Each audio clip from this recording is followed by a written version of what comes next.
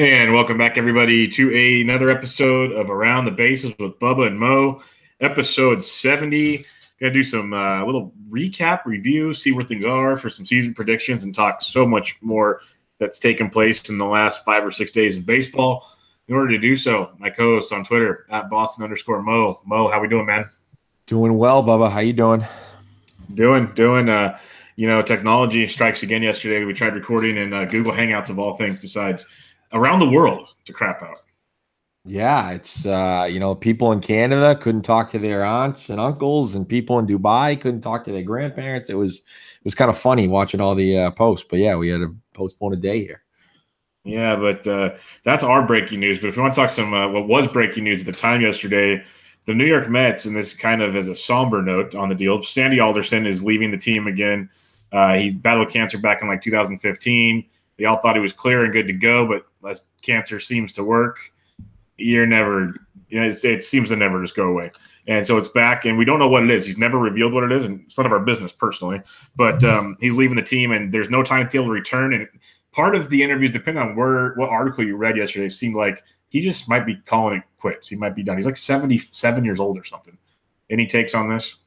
Yeah, it's sad. I mean, I was watching MLB Now when it actually came on, and they went right to the press conference, and he was trying to hold back tears, and it wasn't obviously partly because he has cancer, but he did say that they caught it early and that the prognosis looks good. But I think the latter of what you said is probably true. I think he was half because he had cancer, but the prognosis is good, and half because it's probably over with the Mets, the way things have gone the last couple of years. And I'm sure we don't know what happened. Let's have him fight cancer first and beat cancer and all that stuff. But it really does sound like it could be over. They have JP Ricciardi in there, who's the old Blue Jays GM. They have Omar Minaya in there, who is the old Mets Expos GM.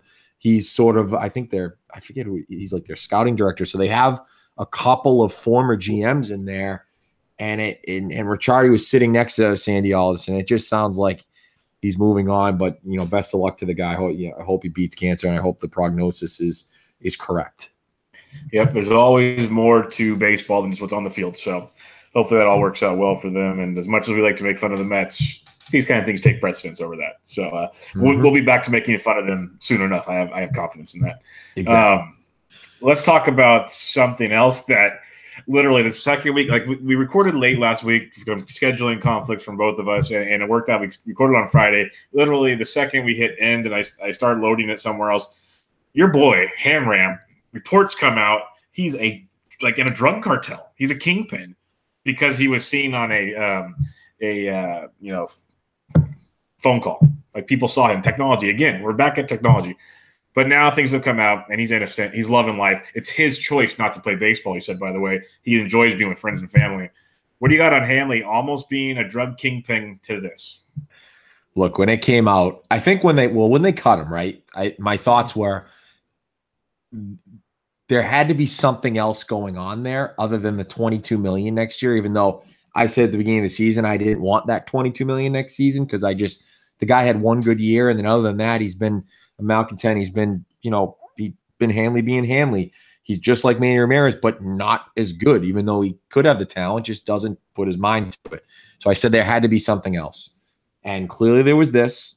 But now, apparently, it's just Hanley has bad friends because the guy got pulled over with like 2 kilos of fentanyl, which if you've ever read about fentanyl, this is not a good drug. This is not like heroin where you've got to inject this into your system. They had to Narcan a cop who pulled someone over with fentanyl, and because it got into his skin. That's how deadly this drug is. So the guy got pulled over, and this guy's been, he got arrested in the Bronx or whatever in 2009 with, cocaine and whatever. This guy says, I know Hanley Ramirez. I can FaceTime him right now. And FaceTimes him. He's apparently a part of the Lawrence Fentanyl Gang or something, which is a city in the North Shore of Massachusetts. Yeah, it sounded bad when it came out. And I said, Hanley could be this dumb. And apparently it's just he's got bad friends, although right now, Like you said, he doesn't want to play baseball, and he's in the DR. So I don't think anything's going to come of this because I feel like they would have tried to sort of sneak up on Hanley rather than say, okay, let's call him right now. So Hanley's not going to play baseball for the rest of this year, it sounds like. But I don't think he's a drug kingpin. I just think he needs to get some new friends. Or he has a great fall guy. Or he's a great fall guy, just like Chris Carter told. Yeah, he told everybody Crowd. he's got a great fall guy. Exactly. But yeah, that's Hanley Ramirez for us. On to another serious subject. They finally came out. Roberto Osuna is going to be suspended for 75 games. And that doesn't start for when they announced it. That starts for when he actually would put on leave of absence. He's going to lose half of his money. Sounds like he's going to be back August 4th. But what do you think of the suspension? Is it enough? What's going to happen next? Let's get your take on this. First off, I think it's really, really weird that they actually levied a suspension. And from everything we know, there's still like police investigations and stuff going on. The court case keeps getting pushed back. Mhm. Like at first, the story was he's waiting for the league is waiting for the judicial system to take its place, which rightfully so. So you put him on, team administrative leave. The fact you put him on team administrative leave should not justify once the suspension came down. It's like retroactive. It's like going on the DL. So it goes all the way back to May 8th. And this thing got laid down on June 25th or something like that. So he basically got a month and a half of it knocked off, which I think is garbage. Yeah. Absolute garbage. If they can give you a 75-game suspension, I like the idea of innocent until proven guilty, but we've talked about before that everything that people have been reading sound really, really bad. And I haven't read a thing. I'm just going off of reports from that. They sound really, really bad. He messed up in a bad, bad way. And if that's the case, and they're willing to give out 75 games without even seeing the actual legal results, it can't be good. So this guy literally shouldn't be playing baseball this season. What I want to see happen is what did the Royals do for the fact he can come back later this year? He is eligible to return. I believe it's, like you said, August or September. He'll be back in baseball, which is just insane to think about. And if we want to take this to a baseball sense, which I hate doing because like I already said, I don't think he should be playing baseball until all this gets handled. And, second chances, that's a conversation for another day. But he's actually a good pitcher, and the Blue Jays are sellers. So this could get disgusting if you really want to get baseball-y about it. Yeah, I don't think he's going to be traded. It's tough to trade for him. It's just you can get him super cheap. It's not only that. I don't think the Blue Jays will. From what I've read, is if this was in an American court, we would know exactly what happened. But it's different in the Canadian courts, is what I read. He'll plead not guilty and try to settle before trial. The crazy thing about this is there is surveillance video of the alleged attack, which, if you go back to the NFL and Ray Rice, they apparently saw the video and then did nothing about it, suspended them like 2 games or whatever. And then TMZ got the video, and then all hell broke loose. I mean, that punching his wife in the dragging her in the elevator. So you would figure TMZ, if this was the NFL or the NBA, TMZ would find this video. With the MLB, it's not as crazy breaking news to them because it just doesn't. I don't know why it doesn't bring weight, but that's just my opinion. I feel like if this is the NFL or NBA, it'd be out there, but it's not. It's unfortunate we don't know the exact details, and we may never find out. And that's really the sad thing. But Bubba, because of his talent, and this is a sad thing to say because you never hit a woman. We've talked about it before during the Jose Reyes, the Chapman, whatever. You just never do it. And he allegedly did. And he probably shouldn't pitch in baseball ever again. But at the same time, because of his talent, he's going to be a Toronto Blue Jays pitcher when it's now. Maybe it won't be this season because they'll say let's not bring him this season. Let's let the main public sort of forget about it, quote unquote, per se, because some people will, and then bring him back next year and kind of start fresh. That's probably what they should do. And because they're out, they probably will. But to not know what happened sucks, really does. So it's just a tough thing to talk about, and because the kid's got so much talent, but he's going to pitch again for the Toronto Blue Jays, and that's fact, not opinion. Yeah, no, he will, because like you said, it's real crappy that it's because he's actually good. And Right. if he was like their fifth inning long reliever or whatever, he wouldn't be playing. He'd be out of baseball. They just would have cut him. It would have been done deal, over and done with. What I could see happening is when the suspension's over, they'll make a deal like, hey, we're going to pay you just to leave for the rest of the year. Like, this is just how it's going to be. And then they'll assess the damage over the offseason. But this is apparently, I believe, his baby mama. So I think, oh, Jesus, I find it now. I don't quote me on that. I thought that's what I read. So it's the mother of his child. So I would find it hard to believe, and this is the way it is in the world, unfortunately, that she testifies, which means he'll settle, and then it is what it is. But that's just the way of the world today. Is this guy's going to make millions of dollars, and if she testifies, it could affect that. And now she's just going to have to not testify, which sucks. It really sucks. Yeah, we saw it with Chapman. We saw it with Reyes. All the women, they wanted charges, and then as time passed, things changed. Yeah, it's just sadly the way it goes. But let's lighten things up for a second before we go sour again. But we'll mix it up in between here. The Philadelphia Phillies. Only the Fighting Phillies fans could do this. It's absolutely amazing. I tried to open the article. If you heard music on the last time, it's because the Huffington Post decides to play music. So I won't be opening that back up. Kathy McVeigh sitting in the stands enjoying a Philadelphia Phillies game. Good old Philly fanatic riding around, probably like the fourth, fifth inning whenever different stadiums do it. With the hot dog gun, fires one off. She's got an injured shoulder that needs surgery, so she couldn't catch it. Hits her right in the face. Now, I could make a lot of jokes about wieners and faces and all kinds of things like that, and that's just not this podcast. But if you need to, hit me up on Twitter. I can make jokes all day long. But the picture is priceless. Like, look at the article. Just Google it. There's a picture of her with the black eye, and she talks about why she couldn't catch it, and she's kind of embarrassed about it. You got anything on this, Mo? I love this lady. This lady is the best. Let me reiterate. She's also old.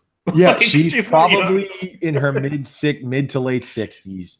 Yeah. This lady is tremendous because not only does she have a big shiner, there's a chocolate glazed donut around her like right eye, or left eye, whatever the hell it is. But she says, "Look, I'm not mad. I love the Phillies. I love the Philly fanatic. Everybody around me laughed at it. My family laughed at it. I'm kind of like, I'm going to get my 5 minutes of fame. And now I have a great story to tell. This lady is the best. And in 2018, in this America, we normally don't get people like this. We get, she'd be suing the Phillies and the Philly fanatic for putting a hot dog in her eye from like 75 feet away. And it just tremendous that we still have good American citizens in this country that will just laugh at themselves because we don't have a lot of them anymore, Bubba. This lady is awesome. I love this lady. No, you hit it on the head. Is in America, 80%, if not more, would be suing the Phillies. Looking for money. Now. Oh, yeah. Give me free tickets, something. They want a handout of some sort to take care of this. And she was pretty amazing with the whole situation. And it makes me want to ask you is you've been to plenty of sporting events, baseball, football, basketball, whatever. They have the T-shirt cannons. People throw stuff in the crowds. Have you ever caught anything? No, I've come close, I believe, at a Celtics game to catching a towel, but I do remember in batting practice when I was a kid, we were at Fenway in right field line or right field line. Line drive came from Mark Whitten. For those that remember that guy, line drive comes to right field and it's coming right at me. My dad jumps in, hits him off his chest. Luckily, he's a little bit bigger than most people. Hits him off his chest and he catches it. Just had a slight bruise, but I got a baseball there. So that's probably the closest I got to coming to getting hit with something. But in terms of like in the middle of games, yeah, not a lot of that's done in Boston. If you believe it, I mean, it only happens at Celtics games. So. Because because it's a big sports town, it's a pro town. They pack the park. They don't need to do a lot of those things. Yeah, you guys don't need free stuff. You guys just win championships. I get it. Okay. Yeah, well, I didn't say that, but if you want to put two and two together and get four, I love to hear it, Bubba. All right, so I love that subject, but let's get to the next one. And this is a short one for me, but I'm going to lead this off and just ask you the question, and let's get a quick background. So everyone knows about Luke Heimlich, the Oregon State baseball player who pled guilty to molesting his 6-year-old cousin or something like that. And I tried to stay away from this story as much as possible. I know everybody on Twitter is pretty much in agreement, but all of a sudden Dayton Moore says, well, it's up to ownership if we want to sign this kid because he's a talent. Bubba, should the Royals sign Luke Heimlich? This is a tough one because this is easy for me. I don't think he's being baseball. Yeah. But he's going to. It's going to happen eventually. He's going to, because the fact he's still pitching for Oregon State in the College World Series as we speak tells you that there are people around this country that don't care. So, but it's not in the limelight. Oh, this story is in the limelight. No, but I mean, I'm talking about most people. I would say 90% of people are just learning about this kid, unless you are a follower of a college team. Did you read the article on The Athletic, right? Yeah. So the craziest part about this is this wouldn't even be out in the public if he didn't forget to register as a sex offender. That's how the Oregonian found about it and wrote about it in the paper, and then it went all over the place. Yeah, it's an easy no for me, Bubba. I don't see it. I mean, the kid was probably, I think they said he was like a second-round talent, and he didn't get drafted. He was a first-round talent. Yeah, so either way. So this kid is could be and could make the majors, and he didn't get drafted. That should tell you everything about how far major league teams want to keep this out of their teams and out of their organizations. And it would be a big mistake for the Royals. And I get it. They need a lot of help, but it would be a big mistake if they sign this guy. I don't understand why. If you're going to sign this guy, just draft him. That's like a cop-out. All of a sudden, oh, my God, he didn't get drafted. Now we're going to sign him. You can't do it. Just can't do it. That's the biggest part I have about it is why all of a sudden, like a week after the draft, 2 weeks after, you like the kid. You claim you've known him for a long time. You've talked to him. You blah, blah, blah, blah, blah. Then draft him. It's very simple. Right. If it's the guy you like, draft him. Don't look for the morality police to help you make your decision. Right. Go figure it out. So it's going to be an interesting one to follow because I don't think the owners want to do this. But Dayton Moore seems like he really, really wants to do this. So, yeah, it'd be an interesting one to follow to see how that one all falls out. It's going to be pretty ugly, I have a feeling. Mm-hmm.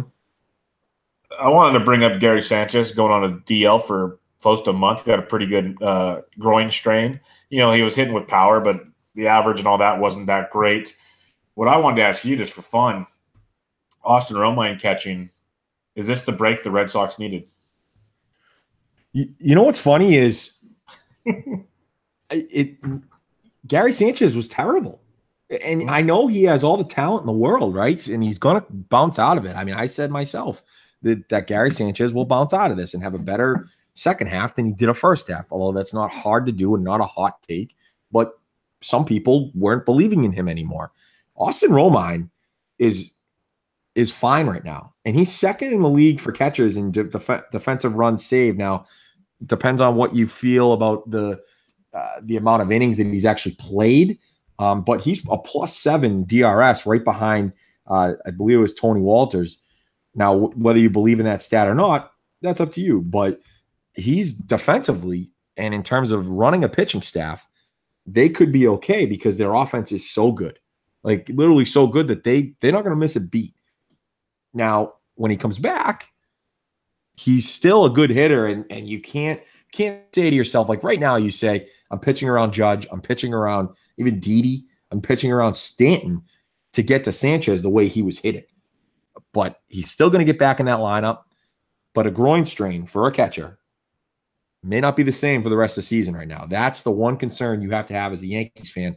And in terms of the hitting part of it, where Romine was playing sparingly, if he plays every day now, you're going to see sort of like Brock Holt a couple years ago for the Red Sox, where he was just mashing and batting like 340, and then he played every day and he got tired because he's a utility guy. He's not an everyday player. Shouldn't be playing 140 games a season. You could see that in a month, when Romine starts to tire out a little bit behind the plate. Yeah, no, it'll be interesting to see how it works. And I still think Gary's going to have a lot of homers at the end of the year, but he's been insanely disappointing this season. Oh, really bad. I think probably next week after we do our predictions here, we should probably do a fantasy ADP at the beginning of the season, who's been the most disappointing, because he would definitely be on that considering he was by far the best catcher. Next topic we got the Padres for some reason are interested in acquiring Maikel Franco from the Phillies. I don't get it, but is this a good decision by the Phillies? By the Padres? Well, yeah, by the Phillies it might be, but by the Padres? It's interesting because the Padres have Christian Villanueva. It came out guns blazing. He really hasn't done much since. He can hit lefties. That's about all. Nothing crazy. But you got Spangenberg, who's been playing there off and on, but he can play other positions. It's like the one spot where they kind of have a hole right now. Now, they definitely have guys in the minors coming up, but we've talked about their system before, and it's a very young system, and there's a couple guys close, but not a ton. They're still a few years away. It's interesting, depending on what they can give up, because Maikel Franco, we've seen him much better this year, still not nearly the guy we saw, in his rookie season, the guy we thought would be this stud. He still isn't there yet, but he has played much, much better this year. He's had streaks of being really, really good. And maybe it's one of those ideas of, new place, helping guy out, new face and new place theory. And I'm not saying it's going to work for sure by any means, but it can't hurt. I think it's really good. It could be really good for both sides, because the Phillies, we know they have too many guys. Yet when you have Scott Kingery playing out of position all day, you can just slot him into third base now. Stuff like that, which will change it for the better for them. And it could be for the better for the Padres. And Franco's cheap, and I think it's a very interesting deal that could benefit both sides. Yeah, they're not going to give up a ton for him, I don't think, even though, they can give up their top 10 prospects are insane. I mean, they really are. And that's somehow still including Anderson Espinoza, which is crazy. But most people would say, because if you go to the board, which is a pretty cool, thing that Fangraphs did with all the prospects, they still have Tatis listed as a third baseman, even though he's a shortstop now. He's not playing third base anymore. He's strictly a shortstop. And that's where he's going to be next year. And Freddie Galvis is all done. And then you've got, Urias to be their second baseman. So it wouldn't be a bad reclamation project, but I'm just not a Maikel Franco guy. I don't believe in him. I know Kapler sees the potential, and yes, his average is up. His K percentage is about the same, walk percentage, all that jazz. But the ground ball rate is at a career high. Hard hit is down. I just don't see it with Maikel Franco. Yeah, it very well couldn't work, but his power's back at least this year, if anything. Yep. Just real quick, we're not going to go deep into the All-Star talks, but every week the updates come out on Monday and Tuesdays, and the American League looks pretty much identical to what we talked about last time. But I want to talk about the National League. It's the same starters for now: Markakis, Kemp, Harper in the outfield. Markakis is the highest outfielder by Bryce Harper's actually the third now. Kemp's second. Markakis has about 350K on Kemp. But then you got Arenado, Crawford, Albies, Freeman, and Posey rounding out the infield. So it's what we talked about last week. The interesting thing, the Braves are making a push to become the Kansas City Royals. That's why I want to talk about this. Kurt Suzuki's now third at the catcher's position, and he's creeping up on second. So that could get interesting. Freeman's already got first. Albies already has second. Albies has second by a long shot, and so does Freeman. With Freeman's not even close to losing his. Yohan Camargo is now third in the National League at third base. Third base. Now you got Arenado and Bryant. They have a pretty healthy gap, but the fact that Camargo's third above guys like Eugenio Suarez, this is where it's getting a little goofy. You got Dansby Swanson second at shortstop. He's over almost $1 million behind Crawford, but Dansby Swanson second at shortstop. So let that sink in for you real quick. And then to make it even more entertaining is I mentioned Markakis, Kemp, Harper already. You got Blackman fourth, and then Acuna and Inciarte are fifth and sixth. Acuna is about 500,000 behind Harper for third. It's wild that the Atlanta Braves, of all teams, are just making leaps up the All-Star voting. The Braves fans are back. I mean, we should have asked Chris Willis about this when we had him on in terms of their stadium, because when I went down there to Atlanta, just a quick side note, and my wife's sister's house is like 30 minutes away from downtown Atlanta, And I'm like, oh, so we must be close to the new stadium. I thought it was close to you guys. No, it's an extra hour, like north or south or something. They're not even near Atlanta anymore. It's like the Patriots Stadium outside of Boston. It's bananas to me. But, the Braves, their college football hasn't started yet. Because if this vote was in September or August, they wouldn't be voting like this. Okay, let me tell you, because it is not a pro town down there.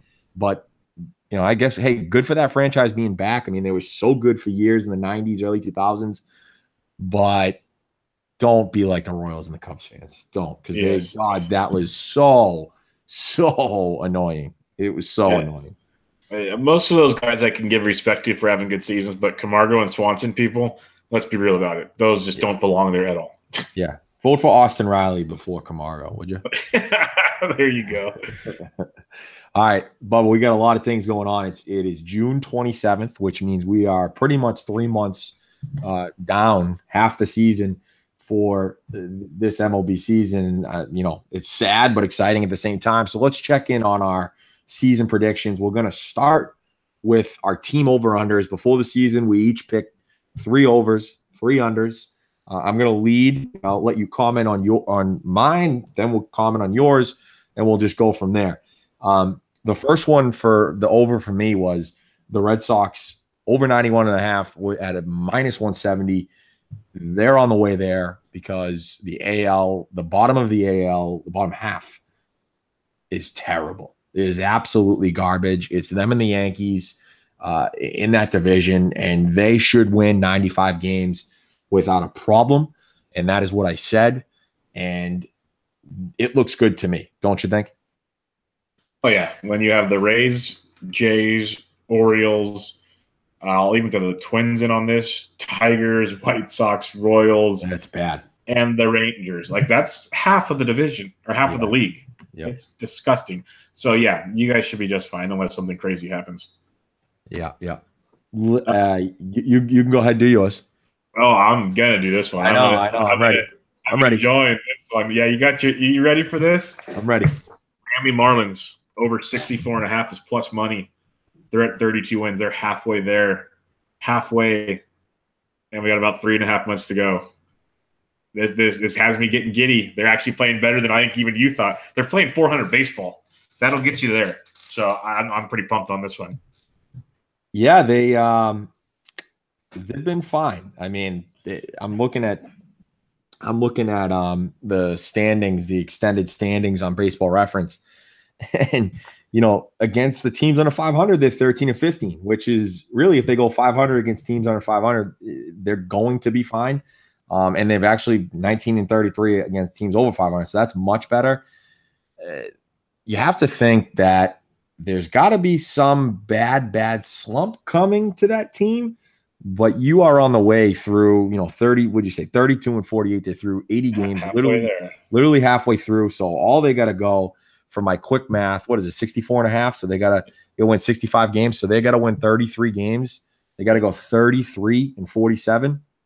That should be pretty doable. Yeah, and the crazy part to me, the fact they're actually doing this against, in your own division, when you have the Phillies team playing well, the Nationals and the Braves, they're not getting cookie cutter schedules every game. Yeah, and I think you took it partly because of that. Like the Braves and the Phillies are rebuilding. The Mets, you never know, and then the Nationals are the kingpin there. But yeah, I think that's part of the reason why you took that. So it's funny that they're already halfway there. Yes, indeed. The next one, again, in my 3 overs, I laid the vig there, but over 92.5 from Washington, and that was -180. It started off slow, and lately it has not been great. They're 41-37, so that means they've got to get going a run here, which hopefully they get Strasburg back. We know they're going to make another deal probably, because this is the year with Bryce Harper. This is a tough one though. This could be a loser just because it was the opposite of why you did the Marlins. I didn't think that division was going to be as good as they are, and they are. They are competitive. That division is one of the most competitive divisions in the league, and I'm not sure it gets there. Yeah, this one might be a little tricky. The Braves aren't going away anytime soon. If the Phillies fell off the map, you wouldn't be shocked, but I don't see them really falling off hard. And as we just stated, the Marlins are better than anticipated. But the Nationals just went into Tampa Bay and got shut out with Scherzer on the mound. It's going to be quite interesting to see how this one plays out. Evaldi dealing. My big $150 fab bib in the Great Fantasy Baseball Invitational. I probably outbid everyone by $100. But what are you going to do? Yeah, that's the way it works. But hey, it looks good. My next one was the Minnesota Twins over 82.5, and this one's going to be a little tough. They're 34-41. They definitely just haven't been getting it done, period. There's no sugarcoating this. They're in a bad division, and they're playing just bad baseball. The pitching's been bad. The offense has been really bad. Dozier, they always say he's a second-half guy. He's been garbage. Outside of Rosario and Escobar, they haven't really done a ton. So it's a tough one. I don't see this one getting home. They still have to win 49 games, basically, and I don't see that happening. Yeah, it's a tough one. I don't think that's happening either. Let's get to my next one. This one is painful to me. It really is, because I thought they were going to be better than this, and this is another one I laid the vig. I would have taken over 70 just to get down to like minus 110 or whatever it was, is the Chicago White Sox over 68. It was like minus 225. That's not getting there. I can't believe it's not getting there. They just have not taken that next step. Moncada's been streaky. Tim Anderson can only hit lefties.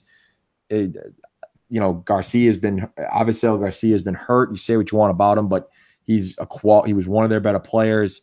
Their pitching's been awful. And they haven't called Kopech up. They haven't called Eloy Jimenez up. They really haven't called any of those guys. And then you got Giolito and Ronaldo Lopez, who've been just they haven't been great. So that's not getting there. That's a loss. Yeah, my next one I actually am pretty pumped on. Oakland over 74.5. Sitting at 42-38 right now. They're playing some really, really good baseball, and a lot of it has to do with taking care of teams below 500, 26-12. So they're beating up on the teams they need to beat up on, and they've been doing a lot of damage on the road, it feels like, as well. 22-18 on the road, 20-20 at home.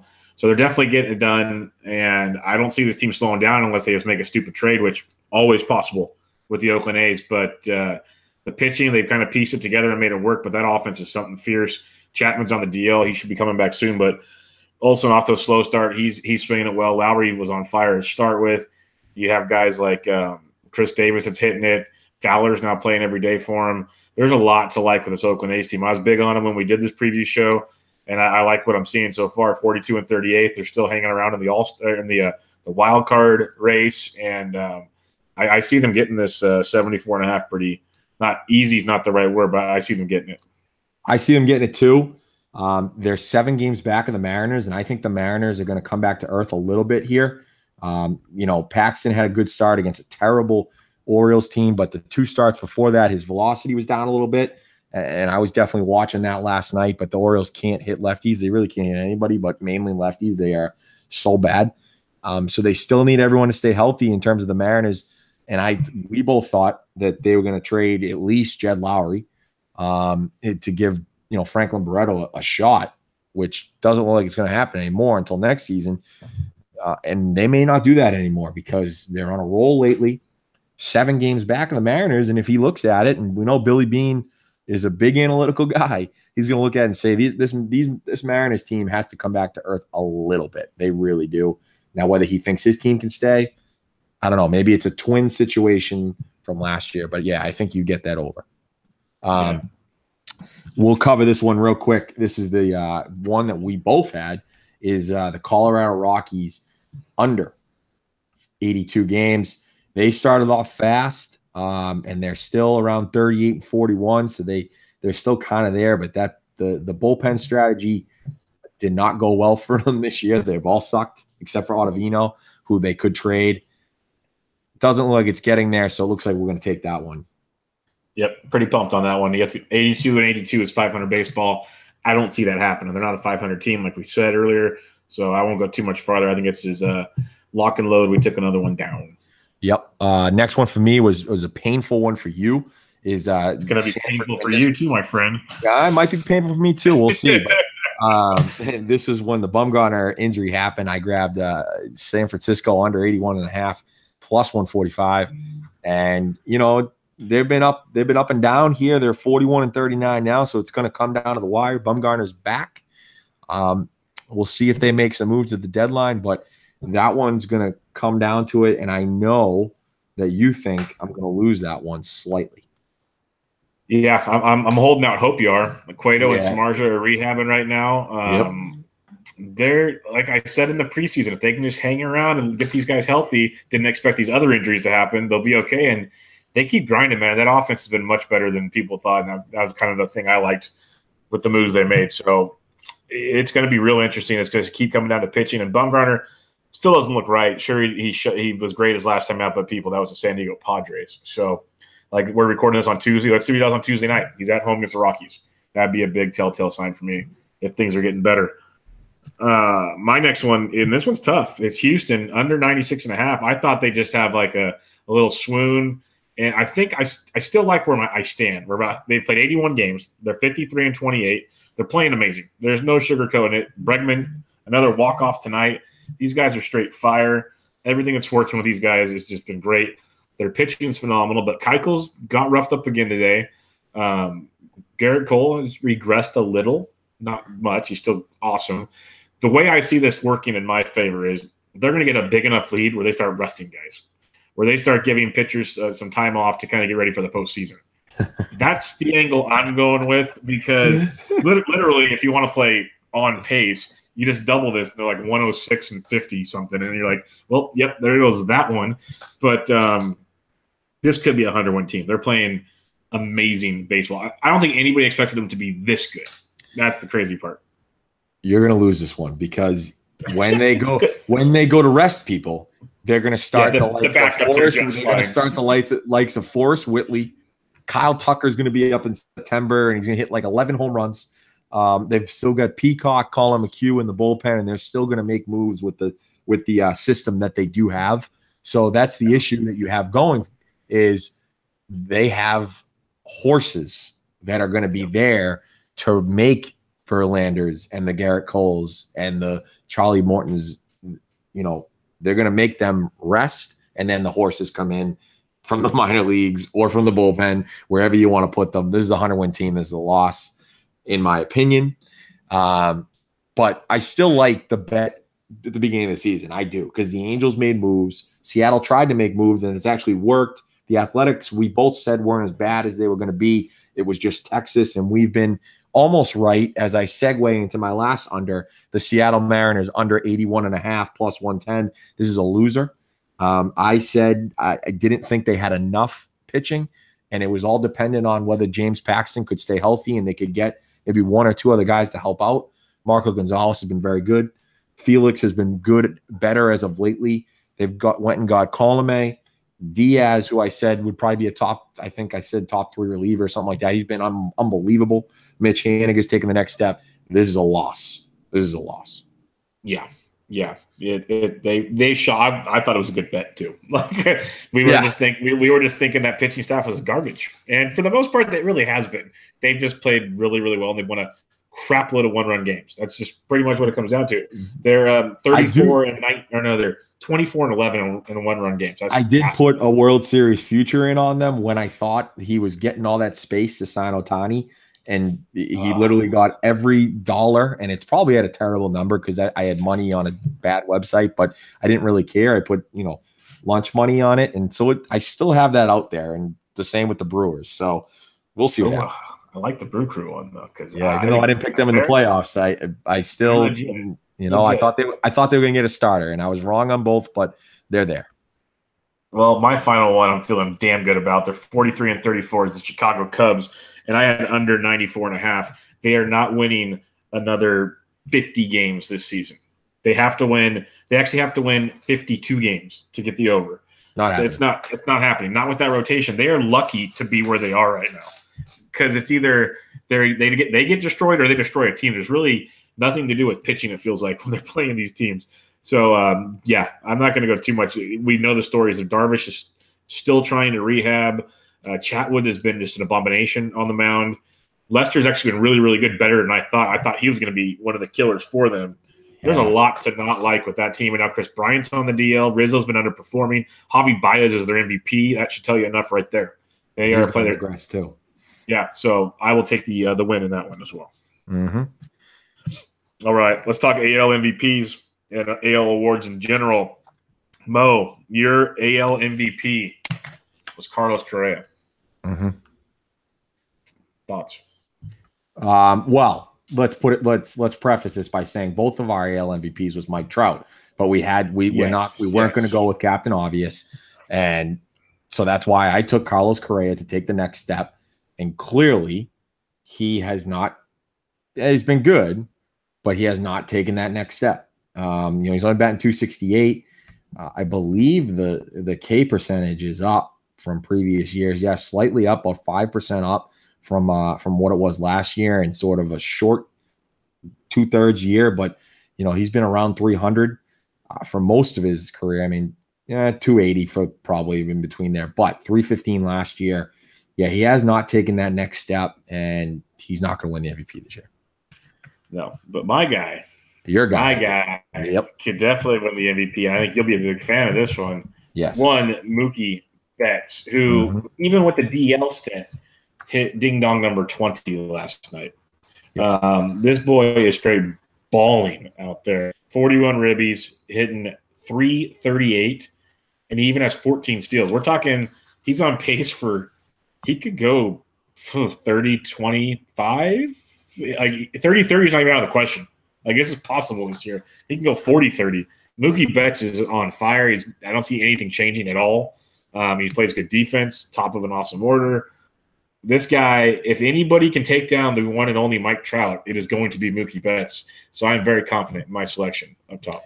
Yeah, that losing about 10 days from him that could have been a couple steals here and there, a couple homers. So that really hurts. The sneaky ones that I had Andrew Benintendi, who started off so slow and is the real Andrew Benintendi right now. And I said he was a sneaky 30-30 guy. He has an extreme outside shot at that. He's got 13 homers, 12 steals. It's tough when you have Mookie in front of you. If Mookie gets on base, might not be stealing as much. And then you have JD behind you. You don't want to run into outs there. So that's the tough one on the steals, but that was my sneaky one. My sneaky one, I had two. One of them is not going to work, is Brian Dozier. But the other one I had, which I'm actually a fan of, I don't see it being the MVP, but I'm really liking what I'm seeing out of him, is Matt Olson. Many thought there is no way he was going to come close to what the paces he was on last year. And he started out like everybody was right, but people forget the season's a long season, and that's why you play every game. He's up to a 242 average now. Last year he hit 259 in his 59 games. He's playing 80 games now. He has 17 homers, 41 RBIs already this year. He's on pace for a big, big year. Is it going to be an MVP year? No. But this kid has been damn good. He's proved he's worth all the hubbub or whatever you want to call it. And he's going to be a staple in that A's offense until he's traded in like 4 years. Yep. Let's talk. Go ahead. I was going to say, let's talk Cy Young. I'll start with mine. I have the Klubot. And the Klubot, he's been good, but not great. His strikeout numbers are down to kind of start the year, which some are saying just he's doing his things. They've increased, every couple of weeks. They've been increasing against him. Maybe he's ramping things up. He's still throwing well. He still has his he's already thrown 113 innings and 17 starts, which is crazy. 115 Ks. But like I said, 9.1 K per nine instead of 11.7. That's not Kluber-esque. And where the hell is my freaking thing? There it is, 2.54 ERA. It's not horrible, but not great. Is it Cy Young caliber?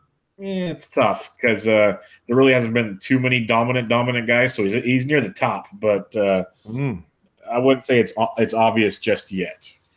Yeah, I remember at the beginning of the season you said this was sort of a captain obvious one. I fought that one. I had Chris Sale, who I'm not sure right now he's probably could be 4th or 5th on that list based off of how everything's going. I mean, Severino, Trevor Bauer, Verlander have all been better than I think both of them, which is kind of insane to think about.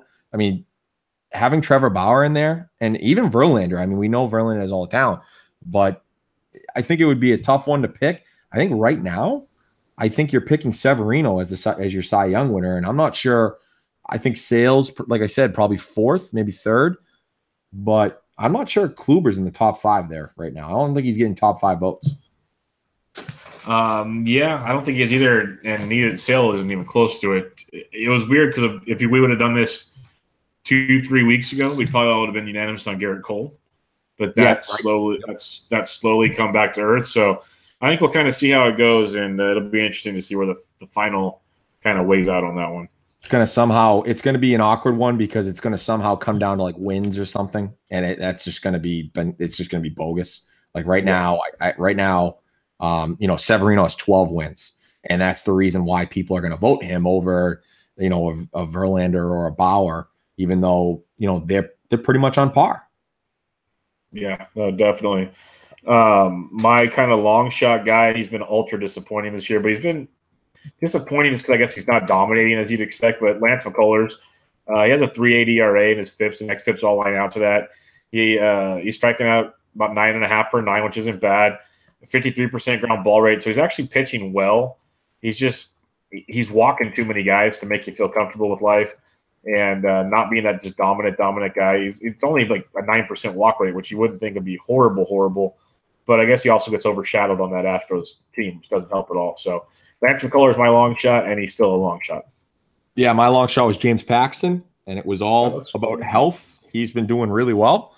Again, it's just the pitching, I think, in the AL is just kind of stupid right now. So he might not be in the top 5 either, although being the ace of a surprising Mariners team who could win 90 games, that might bump him up in some BBWA's mind.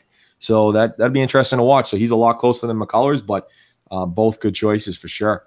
I'm going to go quick in the Rookie of the Year, Bubba, because mine is Michael Kopech, and he's not going to win because he's not here. Yeah, and mine's going to win because he's kicking ass, and you hate to see it. He's wearing pinstripes, hitting 289 with 14 homers already in 56 games. Gleyber Torres is what we thought he was, and he's a freaking awesome ball player. That's about all I'm going to say. This kid is a freak, and he has a good glove out there too to top it off. So Gleyber is your AL Rookie of the Year. There's no second guessing that one. Yeah, we had Willy Adames for me, and then Kyle Tucker for you as the long shots, and those probably won't get there. Managers of the Year, we both had Cora, even though yours was kind of mind-boggling to me because you said you couldn't pick Boone, even though you picked the Yankees to win the division. So that was still kind of mind-boggling to me. But hey, Cora, if Cora wins the division, then he's gonna win it. Yeah, it's pretty much whoever wins the AL East is probably going to be your manager of the year. Let's just put it that way. And if people remember, you can listen back to that episode. You'll understand exactly why I couldn't pick Boone. I feel the same way today. Yep, episode 57. Yep. Episode 57. Let's go to the National League, talk about some awards. We both had the same MVP, Bryce Harper. What do you got to say on that one? Yeah, he's not winning. we both kind of shit the bed on that one. Yeah, he's not winning. And then he came out guns blazing too. I know. It's just I don't know. I don't know whether he was affected by having nothing around him the first couple months or something like that. I don't know. My long shots were Joey Votto, and he's not having a horrible year. He's just not hitting with power. So it's really weird with Joey. And in that ballpark, he could go on a run at any moment and really, I wouldn't be shocked if he had a 10-plus homer month in Cincinnati. But overall, it's going to be tough to get a hit in 301. OBP at 434, so that's never going to change with Joey. And he's driving in runs. He's scoring runs, but only 8 home runs isn't going to do it. Yeah, my long shot was Cody Bellinger, and it just hasn't been the same. He's been better as of late, but he has had sort of that sophomore slump that I did see, but I thought he'd get it together by now, and he sort of hasn't, even though he's hit better as of late. Yeah. NL Cy Young, I took Noah Syndergaard, and it flat out said injury dependent because I'm like psychic about the shittiness of the Mets pitching staff. And the scary part is outside of getting hurt, he has been amazing. He's been really, really good. In 11 starts, he's got a 10.6 K per 9, a 3.06 ERA. If you really want the percentages on that, at the 28% strikeout rate with basically a 5% walk rate, he has been outstanding. There's really nothing to get angry about with Syndergaard except the fact he can't stay on the gosh darn baseball field. So I still hold out hope for this, actually, because if he comes back anytime soon and keeps pitching the way he does, he's going to have elite numbers. I just don't know if this long stint's going to cut it out for him. Yeah, you picked the wrong man, unfortunately. I nailed this one, Max Scherzer, and not that it was hard to nail, but Chalk. Yeah, it's chalk, but sometimes, Bubba, chalk wins. Yep. My long shots, Strasburg, he's on the DL, so we know how that goes. We expected that, but he's also having a pretty good year, kind of like Syndergaard's fashion. The other one was Aaron Nola, who yeah, it's a good one. This one has a shot if you really think, especially if the Phillies keep winning. Yes, if the Phillies keep winning, he's going to be a big reason why. And, you got a 2.58 ERA going out there right now. He's got a 25% K rate. He's only walking about 2.5 per 9. An opponent's average of 203. BABIP's not bad. Everything checks out to being legit, basically. So Aaron Nola, I'm a big fan of. Will it keep up? We'll see. But he's been really, really impressive. Yeah, my long shot was Robbie Ray, and he's been hurt. So that one was not – it didn't turn out well. Well, the rookie of the year kind of sucks because we both picked Ronald Acuna. He's back on the DL. Do you have anything you want to say about that? No, I mean, it sucked that they waited that long. I think that's what we thought is they were going to wait 2 weeks, get that extra year, and then bring him up. And then I think probably Markakis playing well kind of shocked them a little bit, and they got a little bit out of Preston Tucker. And he was struggling because, in my opinion, he got sent down, or he had an unbelievable spring and then got sent down and was pissed. That's my opinion, but yeah, he's probably not going to win. Yeah, and then the long shots, Ryan McMahon didn't get a share at all. Lewis Brinson starting to play a little better, but still a long shot in my mind. So my rookie of the year picks sucked. My long shot was Walker Buehler. This one probably still has a shot. Yeah, still does. Definitely does. Manager of the year, I picked Davey Martinez. I think it's in play, but not nearly as good as it could have been. There's going to be some other guys I think have a good shot at taking it down. Yours, on the other hand, I'll let you go with that one. I still can't believe I didn't even remember that I picked Mike Matheny because it shocked me right now when I looked at the paper. I don't tell STL Cup of Joe and the rest of the Cardinals fans, would you? But I thought it was going to be mainly because managers in baseball they screw up things, but they're probably, other than maybe an NBA coach, like least, unless it's Brad Stevens, of course, or Popovich, they are like the least. I'm trying to think of the word. They can't screw the game up as much as an NFL coach or maybe an NHL coach. And I thought that the Cardinals were going to be better this year. I thought they were going to make the playoffs, outside shot to win the division. So that's why I picked Matheny, just because of what they've been the last 2 years and then where they came back to. But he stinks. Oh my God, is he a bad manager? Really bad. Really nothing you can do there. Let's get to the season predictions, which the AL we probably nailed, although in the East, still a coin flip. I've got Boston. You've got the Yankees. That one is still a coin flip. We're going to see what happens. Price Sunday Night Baseball this weekend. Get ready for a 5-hour game. So good thing I got time for that. You've got Cleveland. We both got Cleveland. We both got Houston. Those are going to win. The wild card teams. I have the Yankees. You have Boston. Again, a coin flip based off of who wins the East. And then I have the Angels. You have the Twins. And I'll put out there, you had the A's close. So you kind of had the A's there. The Twins aren't going to do it. The Angels have an outside shot, but they're probably not going to do it because of the Ohtani and Richards injuries. But yeah, what do you think about the AL predictions? Yeah, it's pretty straightforward. And we kind of both agreed. You picked Boston because you're a homer, but you admitted that but you admitted that's a real reason. I know. But what I was going to say is you admitted that Boston and New York are both making the playoffs. That's just how it's going to go. Yeah. And I couldn't go completely agreeance with you on everything. Let's be real about this. Yep. So the only other thing that really changes is the Angels, like you said, still have a shot. It's amazing what Ohtani did to that downhill after that. But the A's is the only long shot I got. I really do believe in this team. I already stated it earlier, and we talked about the over-under. We talked about Matt Olson. I think this can be a really, really good team. So I wouldn't be shocked if they pulled something off here. It's still – because, like you said, Seattle's going to regress, and that division's not that good this year. We thought it would be better than it was outside of the Astros. The A's can compete with any of the other 4 teams there. So it'll be really interesting to see how it plays out. Yeah, the NL Bubba division winners. We both had Washington. I think we both think that that's still going to happen, although the Strasburg injury is kind of scary, but they probably are going to make another deal. I had the Cubs. You had the Cardinals in the Central, and we both had the Dodgers, and I still think that that's going to happen. I think they're going to get healthy. I think they're going to figure it out, and they're going to make the Machado deal and with Britton along with them maybe. So I think the Dodgers are still going to make it happen. Do you still think the Cardinals have a chance, or would you think it's over for them? The fact they're only 6 games over, or they're still 6 games over 500, and in reality, that's only 4 games behind the Brewers. They still have a shot. I know everyone is in panic mode, but we already talked about the Cubs and that pitching staff. To me, it's amazing they're 43-34.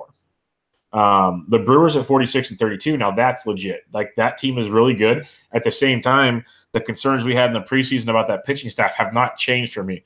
Brent Suter's been a great story, but he's still Brent Suter throwing an 87-mile-an-hour fastball 86% of the time. That is not going to lead to success every day of the week. It's just not. Eventually, Kirk Reeder got beat up. I watched it. Soft tossing lefties will get hit. It's how it happens. And the rest of their staff isn't great. Santana's been awesome. Last night was amazing. But there's going to be regression there that if the Cardinals just – man, if they still had Alex Reyes, that'd be something. But we've seen the last few days as it's heated up in St. Louis. The bats have got going. The bats were really quiet the first month and a half, 2 months of the season. If those bats get going consistently, it'll help out some mediocre pitching. I don't think they're out of it yet. I really don't. I think they have a shot in a division that's up for grabs. Yeah, I don't think they're out of it either. And that was my first wild card team was the Cardinals, and your first was the Cubs. So again, just like the AL East, we sort of flipped there. And I don't know if the coin flip's the word for that one, but we both kind of flipped. And then my second wild card team was the Diamondbacks, and yours was.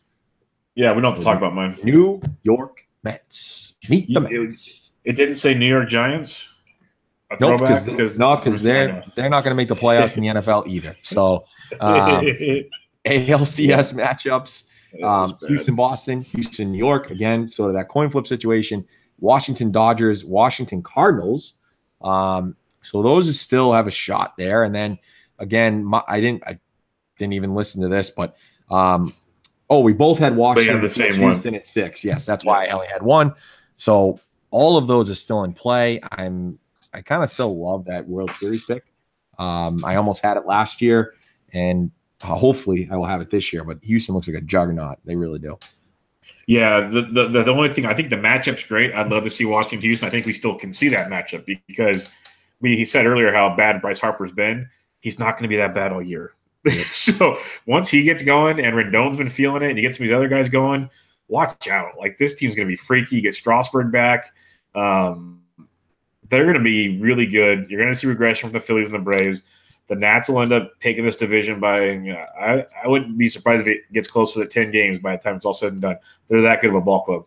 And I just don't know. The way the Astros are playing, man, it is insane how good they are right now. And that pitching – is the difference to me. But hey, when you can throw Strasburg and Scherzer every 3 days in the playoffs, Scherzer will want to for sure. We saw Strasburg actually did it last year. That's one way to kind of stabilize things. So I hope that's the series we get. I think it'd be a phenomenal postseason series. I agree. Let's talk some player over-unders. This is where it's going to get real fun. We have Aaron Judge. Homers 43.5. Mo, we both had the under on this. How you feeling about it? Yeah, I'm not feeling too good about it. I think he's going to get over. Yeah, I think he's going to be just fine. The fact that he's you know what? He's a sneaky MVP candidate. We didn't even bring up when we were talking about our predictions. Just to be nice to the kid, he's probably playing better than he was last year, if that makes sense to anybody. He's just being freakishly good right now. So keep an eye on Aaron Judge, everybody. I think the next one we both have in the bags, Manny Machado, over 37.5 homers. We both took the over on that one, and that one's looking real good. Only problem I'd be worried about is that when he goes to LA, that's a tough ball. He's already got 19. Mo. How you feeling?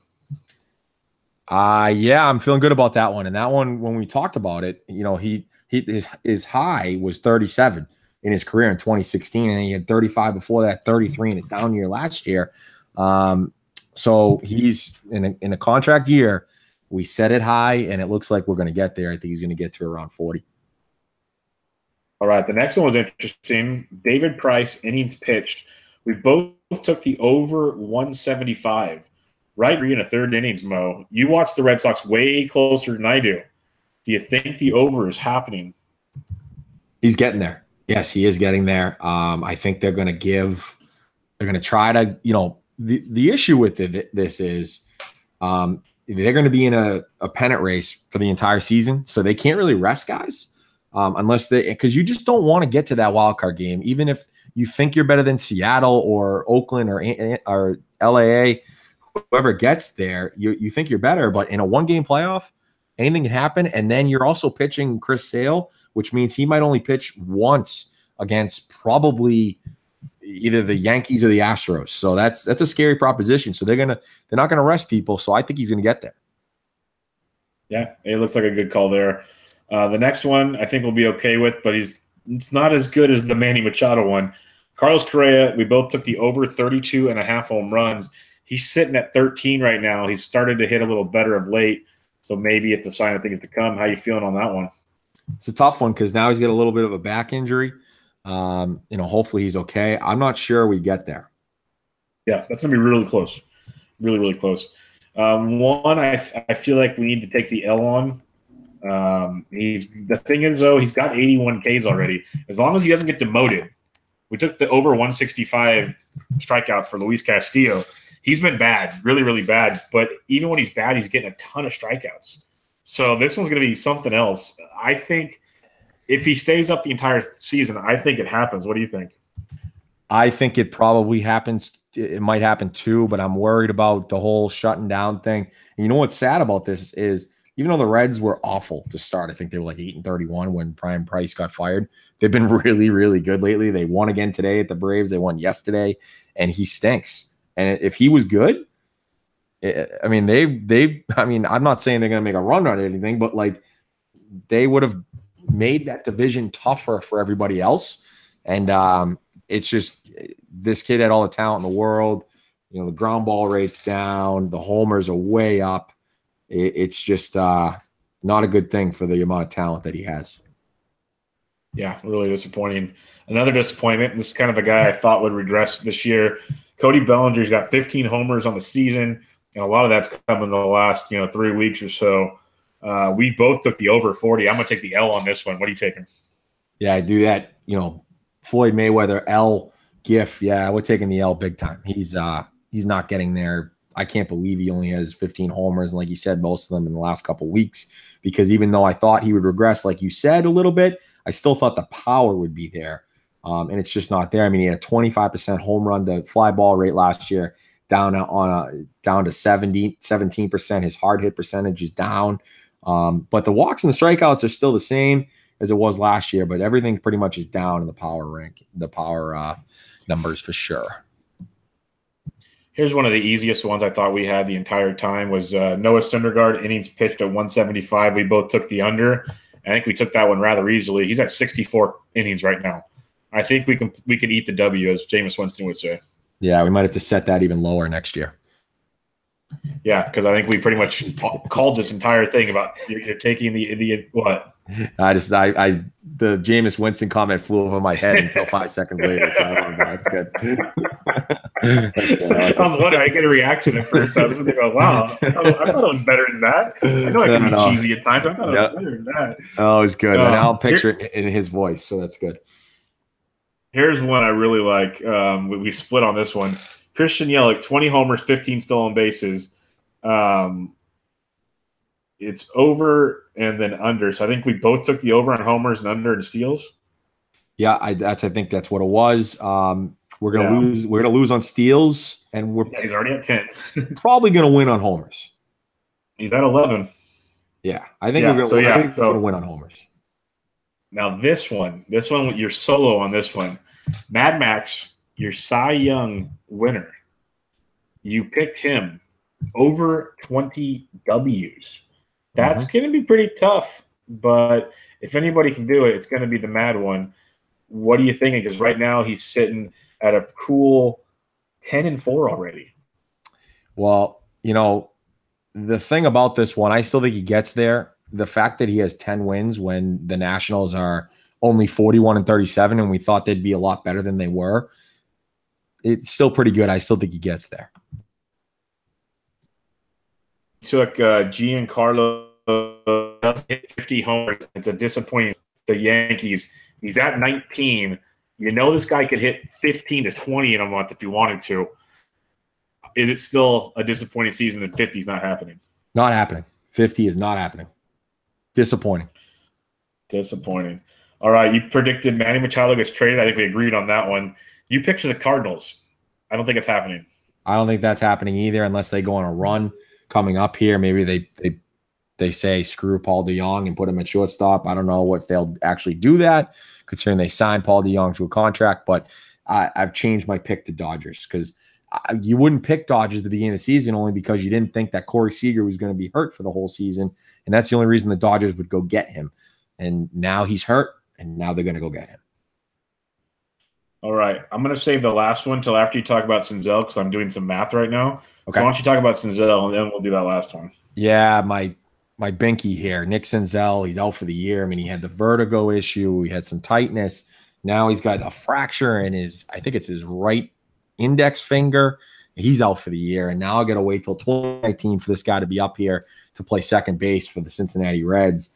And it's just really sad because I had him stashed on different lineups, and my couple of my dynasty teams, I got him.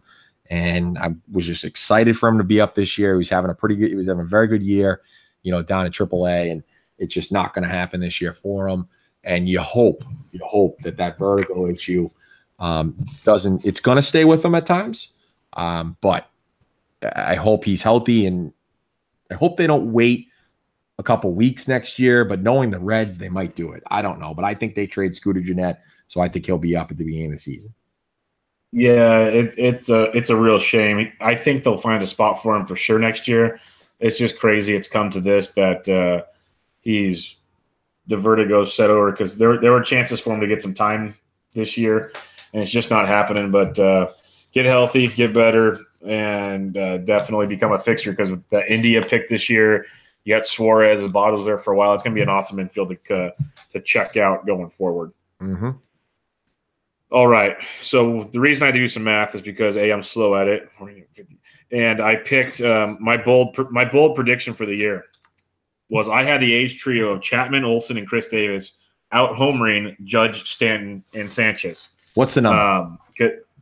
Well, the Judge, Stanton, and Sanchez was 120, so it was over 120, and then I picked the A's to go past the Yankees.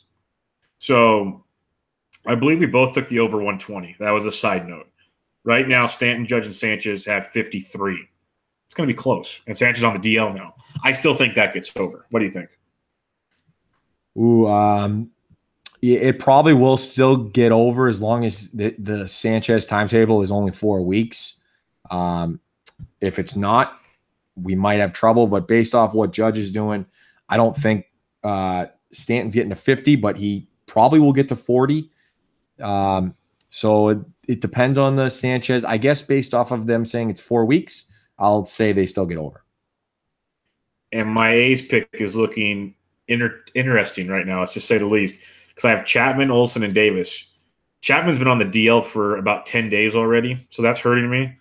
But right now, those three combined have 47 to the Yankees 53.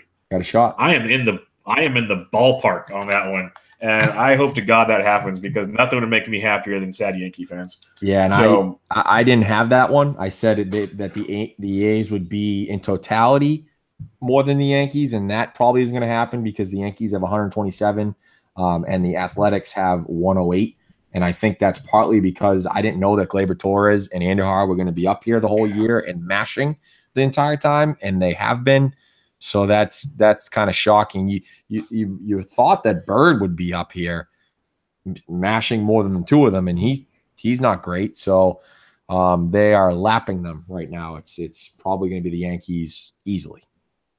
Yeah, that's the way it seems, but we'll see. We'll have to rehash some of these pretty soon. I like the idea of the fantasy ADP talk next week, kind of seeing that, and we'll have a lot more baseball to talk about as it keeps getting interesting, and we'll probably do a big trade deadline piece because the trade deadline really starts heating up. 4th of July is next week, so it'll be a lot of fun. Any final thoughts, Mo? No, there's got to be another trade coming down soon. I can't imagine that the Orioles can wait till the deadline to do it. It would be stupid if they wait to trade Machado. Same goes maybe for the Royals with Moustakas. I think they need to make a move. So I got to think that there's another big trade coming around the 4th of July, and maybe next week we'll be able to talk about it. But if not, I think by the 11th, I think is when we'll probably talk about a big trade or two.